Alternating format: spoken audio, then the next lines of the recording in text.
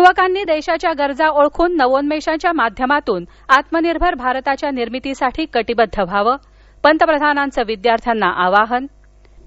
बिहार विधानसभेच्या तिसऱ्या टप्प्यात आतापर्यंत 24.90% मतदान.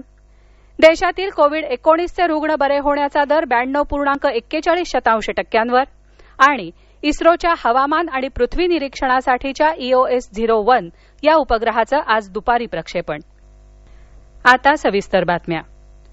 कोविड-19 नंतरच्या काळात तंत्रज्ञान सर्वात महत्वाची भूमिका बजावणार असून IIT दिल्लीच्या विद्यार्थ्यांनी देशाच्या गरजा ओळखून त्यासाठी नवोन्मेषाच्या माध्यमातून आत्मनिर्भर भारताच्या निर्मितीसाठी कटिबद्ध व्हावं असं आवाहन पंतप्रधान नरेंद्र मोदी यांनी आज सकाळी नवी दिल्ली इथं केलं. नवी दिल्ली इथल्या भारतीय तंत्रज्ञान संस्था अर्थात IIT दिल्लीचा 51वा वार्षिक पदवीप्रदान समारंभ आज पंतप्रधानांच्या उपस्थितीत दूरदृश्य प्रणालीच्या माध्यमातून पार पडला. त्यामध्ये अध्यक्षस्थानावरून पंतप्रधान बोलत होते. IIT दिल्ली यंदा आपला हीरक महोत्सव साजरा करत आहे. त्यानिमित्त आणि आज ज्येष्ठ शास्त्रज्ञ CV रामन यांच्या जयंतीनिमित्त मोदी यांनी विद्यार्थ्यांना शुभेच्छा दिल्या. कोविड-19च्या वैश्विक आपत्तीनं जागतिकीकरणाबरोबरच आत्मनिर्भरतेचं महत्त्व अधोरेखित केलं. देशातील सर्वसामान्य माणसाचं जीवन सुकर करण्याचं सामर्थ्य नवोन्मेषांमध्ये असून गावागावातल्या गरीबातल्या गरीब माणसापर्यंत हे तंत्रज्ञान पोचलं पाहिजे, तरच त्यांचं जीवन अधिक सुखकर होऊ शकेल असं पंतप्रधान म्हणाले. पूरपरिस्थिती, चक्रीवादळ यांच्यापासून रक्षण करणारं, त्यांची आगाऊ सूचना देणारं नवं तंत्रज्ञान विकसित होण्याची गरज आहे. अशा नव्या संशोधनाला चालना देण्यासाठीच सरकारनं स्टार्टअप्सना प्रोत्साहन दिलं असून सध्या देशात फिनटेक, कृषी, वैद्यकीय क्षेत्रांशी संबंधित 50,000हून अधिक स्टार्टअप्स यशस्वीरित्या काम करत आहेत. ट्रेडमार्क नोंदणीमध्ये 5%, पेटंट नोंदणीमध्ये 4% वाढ झाली असून व्यवसाय सुलभतेसाठी देशातल्या कायद्यांमध्ये अनेक बदल करण्यात आल्याचं मोदी यांनी यावेळी नमूद केलं. केंद्रीय शिक्षण मंत्री रमेश पोखरियाल निशंक आणि शिक्षण राज्यमंत्री संजय धोत्रे यावेळी उपस्थित होते. मोजक्या लोकांच्या उपस्थितीत आयोजित करण्यात आलेल्या या समारंभात इतर सर्व विद्यार्थी आणि त्यांचे पालक ऑनलाईन वेबकास्टच्या माध्यमातून सहभागी झाले होते. बिहार विधानसभेच्या तिसऱ्या टप्प्यासाठी आज मतदान सुरू असून निवडणूक आयोगानं जाहीर केलेल्या आकडेवारीनुसार दुपारी 1 वाजेपर्यंत 24.90% मतदान झालं आहे. मतदान शांततेत आणि सुरळीत सुरू असून सर्वत्र चोख सुरक्षा व्यवस्था ठेवण्यात आली आहे. 15 जिल्ह्यांमधल्या 78 मतदारसंघांमध्ये मतदान होत आहे.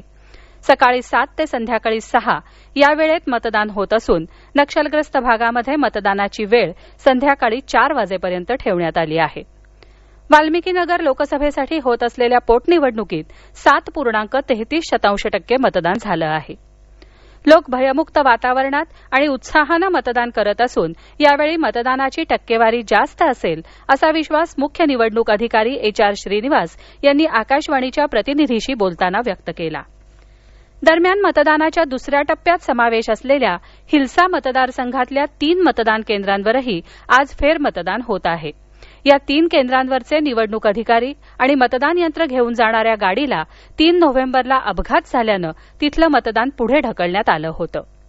नागालँडमधल्या 2 मतदान केंद्रांवरही आज फेरमतदान होत आहे. मणिपूरमधल्या 4 विधानसभा मतदारसंघांमध्येही आज पोटनिवडणूक होत आहे. सकाळी 7 वाजता मतदानाला सुरुवात झाली असून संध्याकाळी 5 वाजेपर्यंत मतदानाची वेळ आहे. निवडणूक आयोगानं 5 जागांसाठी ही पोटनिवडणूक जाहीर केली होती. त्यातल्या सिंघट मतदारसंघात भाजपच्या उमेदवाराची बिनविरोध निवड झाली आहे. 1,35,000हून अधिक मतदार 11 उमेदवारांचं भवितव्य निश्चित करणार आहेत. 203 मतदान केंद्रांवर कडक सुरक्षा व्यवस्थेमध्ये आता मतदान सुरू आहे.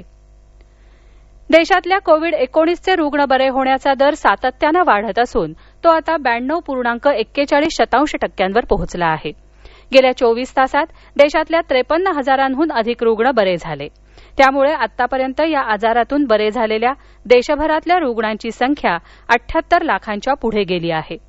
सध्या देशात 5,16,000 रुग्णांवर उपचार सुरू असून बरे होणाऱ्या रुग्णांच्या तुलनेत हे प्रमाण 6.11% आहे. गेल्या 24 तासात देशात 50,357 नवे कोरोनाबाधित आढळले. त्यामुळे देशातली एकूण रुग्णांची संख्या 84 लाखांवर गेली आहे. सध्या देशातील कोविड-19च्या रुग्णांचा मृत्यूदर 1.48% आहे. हा आजमितीला जगातला सर्वात कमी मृत्यूदर आहे. गेल्या 24 तासात देशात 577 जणांचा कोविडमुळे मृत्यू झाला. त्यामुळे देशातील आतापर्यंत मरण पावलेल्यांची संख्या 1,25,562 झाली आहे.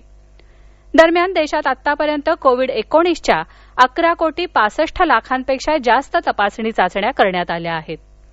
हे राष्ट्रीय बातमीपत्र आपण आकाशवाणीच्या पुणे केंद्रावरून ऐकत आहात. या बातम्या आपण न्यूज ऑन एआयआर या ऍपवर देखील ऐकू शकता.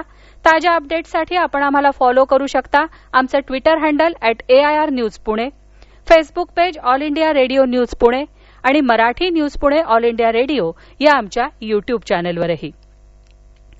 देशाचे नवे माहिती आयुक्त म्हणून यशवर्धन कुमार सिन्हा यांचा आज सकाळी शपथविधी पार पडला.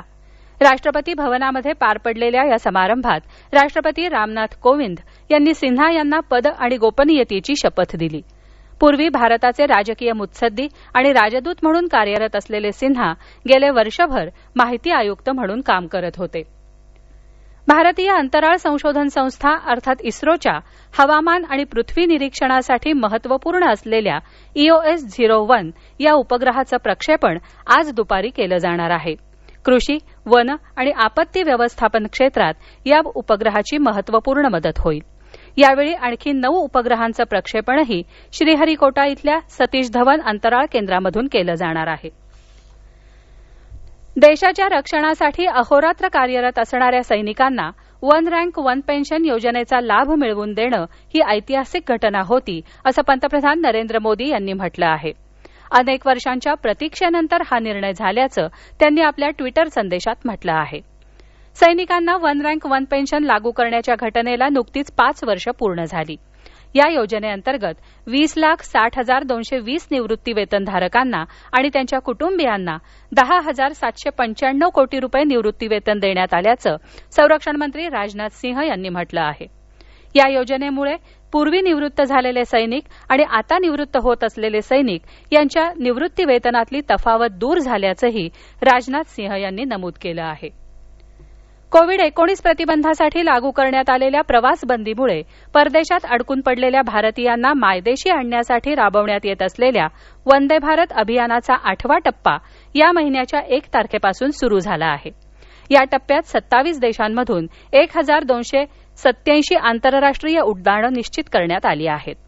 या टप्प्यात अंदाजे 2,30,000 अधिक लोकांना मायदेशी परत आणणं शक्य होणार असल्याचं परराष्ट्र व्यवहार मंत्रालयाचे प्रवक्ते अनुराग श्रीवास्तव यांनी म्हटलं आहे. आतापर्यंत 22 लाख भारतीय वंदे भारत अभियानाच्या माध्यमातून मायदेशी आले आहेत. आगामी दिवाळीच्या काळात परदेशी बनावटीच्या फटाक्यांची विक्री करण्यास आणि ते उडवण्यास बंदी घालणारा आदेश आसाम सरकारनं जारी केला आहे. अशा पद्धतीच्या आयात करण्यात आलेल्या कोणत्याही फटाक्यांचा राज्यामध्ये साठा करण्यास किंवा त्यांची विक्री करण्यास ही बंदी असून असं होणार नाही याकडे लक्ष द्यावं अशा सूचना सर्व पोलीस उपायुक्त आणि इतर पोलीस यंत्रणेला देण्यात आल्या आहेत.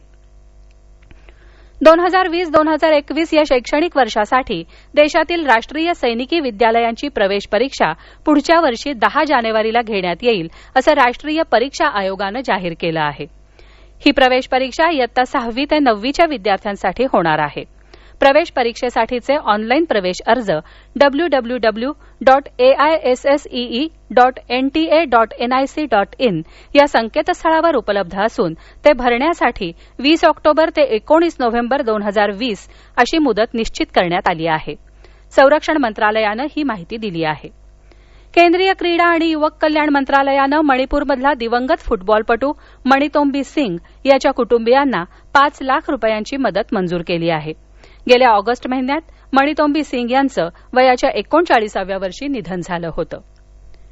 इटा या चक्रीवादळामुळे ग्वाटेमाला इथं मृत्युमुखी पडलेल्यांची संख्या आता 50वर गेली आहे. या वादळानं जाता जाता मध्य अमेरिकेतल्या काही भागांनाही तडाखा दिला आहे. त्यामुळे या भागामध्ये जोरदार पाऊस सुरू असून अनेक ठिकाणी पूर परिस्थिती निर्माण झाली आहे. शेवटी पुन्हा एकदा ठळक बातम्या. युवकांनी देशाच्या गरजा ओळखून नवोन्मेषाच्या माध्यमातून आत्मनिर्भर भारताच्या निर्मितीसाठी कटिबद्ध व्हावं, पंतप्रधानांचं विद्यार्थ्यांना आवाहन. बिहार विधानसभेच्या तिसऱ्या टप्प्यात आतापर्यंत 24.90% मतदान. देशातील कोविड-19चे रुग्ण बरे होण्याचा दर 92.41% आणि इस्रोच्या हवामान आणि पृथ्वी निरीक्षणासाठीच्या EOS-01 या उपग्रहाचं आज दुपारी प्रक्षेपण. याबरोबरच हे राष्ट्रीय बातमीपत्र संपलं. पण कोरोना विरुद्धचा लढा अजूनही संपलेला नाही. म्हणूनच मास्क वापरा, स्वच्छता पाळा, अंतर राखा आणि विश्वासार्ह बातम्यांसाठी ऐकत रहा आकाशवाणी. नमस्कार.